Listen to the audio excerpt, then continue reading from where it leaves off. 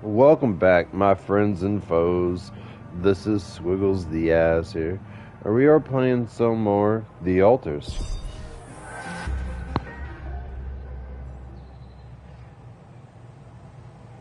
Okay, we can recharge our stuff. Sunrise in 5 days. Fainting from exhaustion. Oh yeah, we fainted.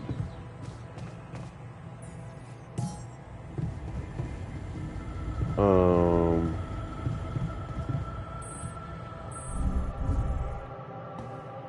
Quantum computer. We had memories, right?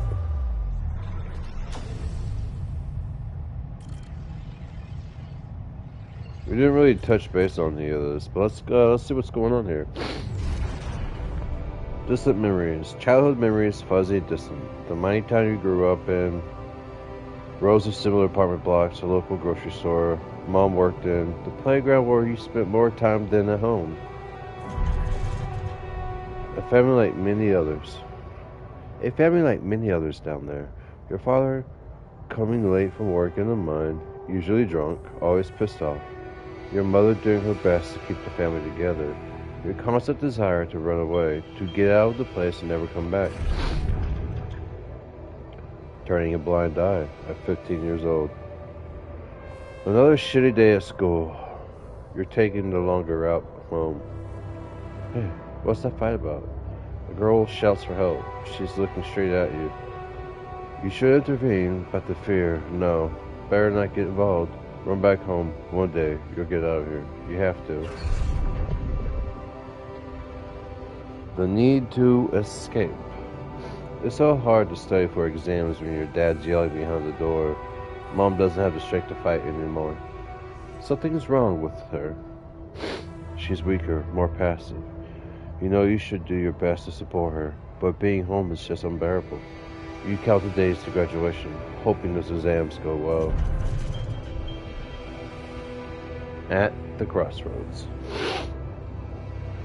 You open the envelope with trembling hands. It's a good college, and it's close to home. You could visit Mom regularly and get a good education. You tear the paper and see the results. No, not good enough. The only place that wants you is hundreds of miles away. You'd have to leave Mom alone with him. Going away. You promised yourself you'd get out of there. You have to keep that promise. You can't waste your life. It's not something she'd want. And you can still visit her. A little less often, maybe, but you can. You will visit her. Your place far from home. Oh, that's just creepy. It's been months since you've been home, but you can't miss the post-exam party. All your friends will be celebrating. The company makes you feel good, like you found your place. Do you really want to spend the entire day on the train, only to see Mom for a couple of hours before she goes to bed early? And all you'll be left with is a constantly drunk oaf of a father. Give me one moment here. I'm kind of congested.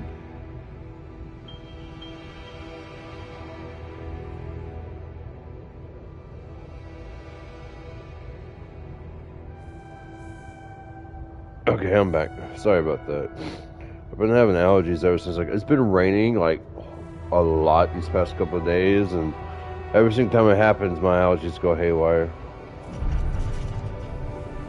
Working abroad. You look at the letter. It's tempting. Working abroad for 2 months. You could earn enough to support yourself for the whole semester.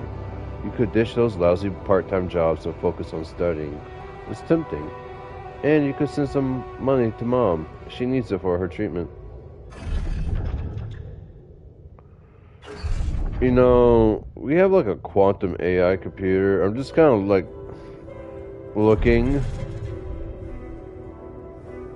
at some of the technology in these photos compared to the craft that we're dealing with right now. And I think I'm dude in his mid-30s, maybe 40s. I just don't see the technological jump here. But anyways. Too late to say goodbye. You missed it. The moment she collapsed. The ambulance taking her to the hospital. It all went so fast. You missed the opportunity to talk to her when she was still conscious. You're back home now.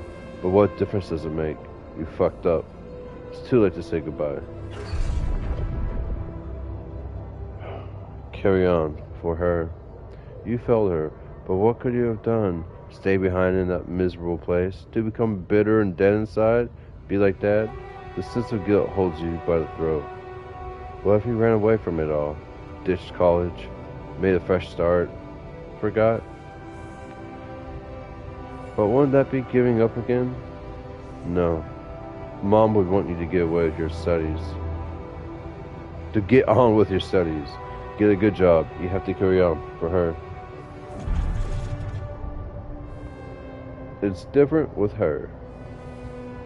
Your heart pounds at the thought of this evening. You never thought someone like Lena would want to hang out with you. Slow down. It's only a project.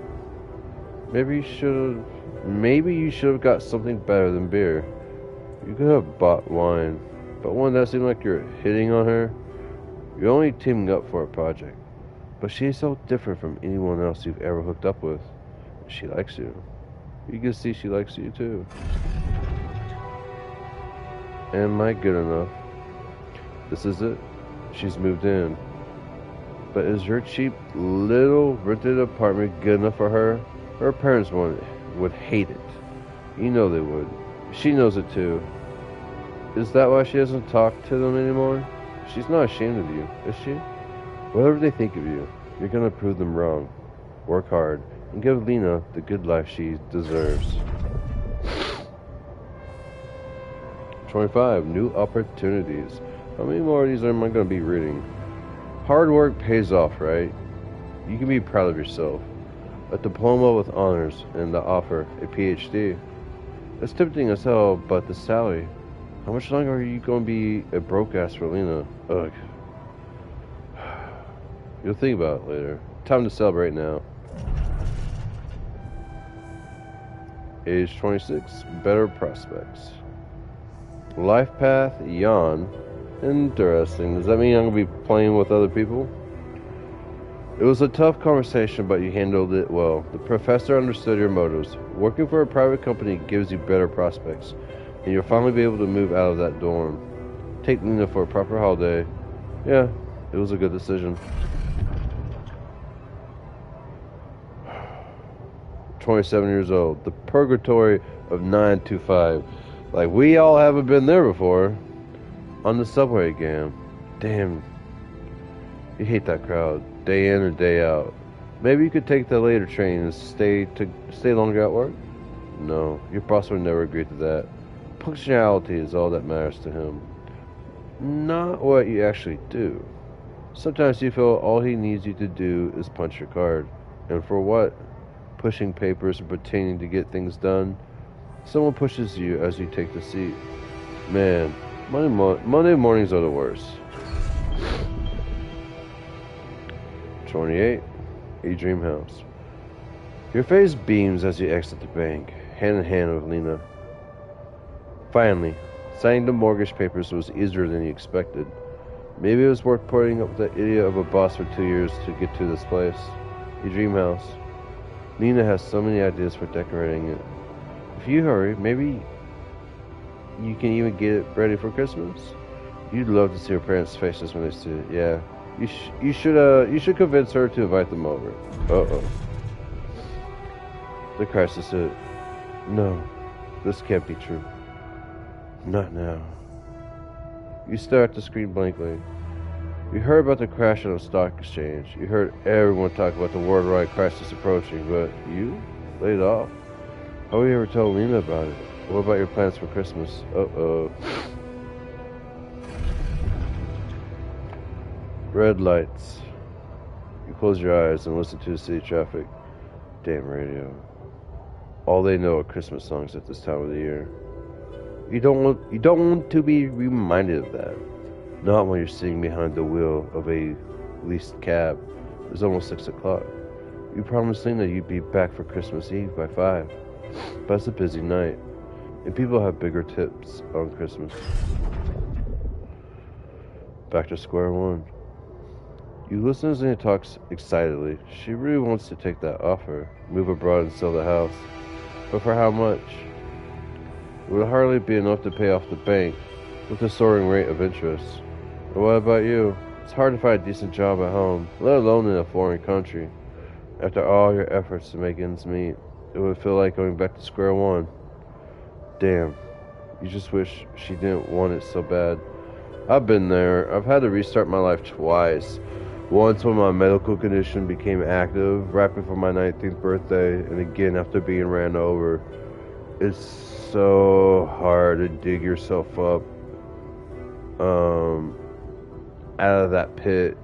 You have to just go. You have to start. You have no other choice, right?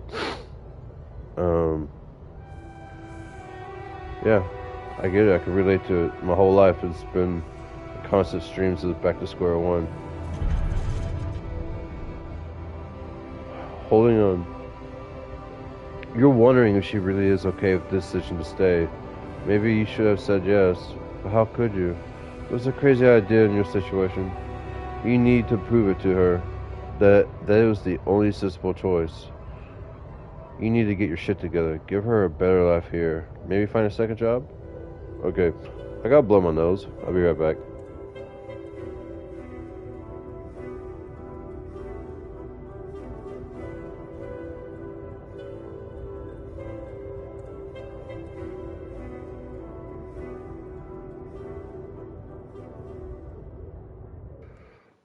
Ugh. Super congested. Falling apart. Damn, she's getting on your nerves. Why doesn't she just tell you it's all your fault? Those bills are piling up. As if you weren't working hard enough. And why does she make such a big deal of a few drinks before you hit the sack? You deserve to unwind after a 12-hour-long day of work. Oh man, trust me, I relate to that too. I work 12-and-a-half-hour days. By the time I get home, and I wake up at 5 p.m., but I don't really get home usually till like 8 a.m. That's like a 13-hour day for me. No, wait. It's a 15-hour day, I'm sorry. My math.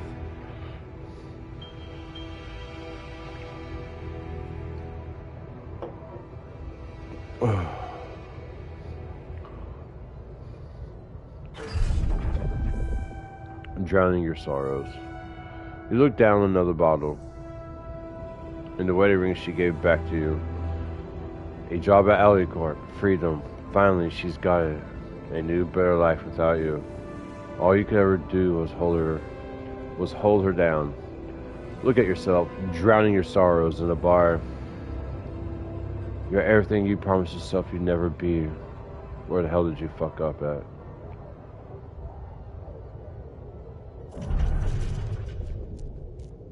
You toss and turn in your bed. You can't stop thinking about the Alicorp poster. Help us make a change. A space mining mission in search of the mysterious substance, Rapidium. It's a long shot, but it says you don't need any professional experience, and you know you need a change. You haven't managed to stick to one job for more than several months. Nothing makes you happy. You're stuck. What if it's a way out? Project Dolly. You enter the spaceship with a tingling of anxiety and excitement. You're going to space, far away from here, just like you always wanted, far away from your problems. You'll think about them later, or maybe they'll be gone by the time you get back. Okay.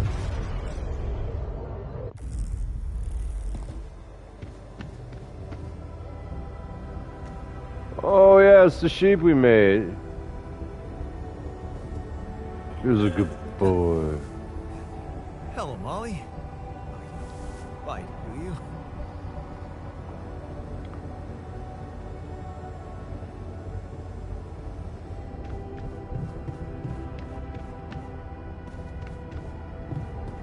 Oh yeah, my time is going.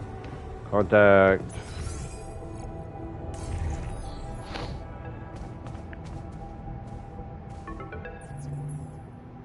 Hey, I checked the quantum computer.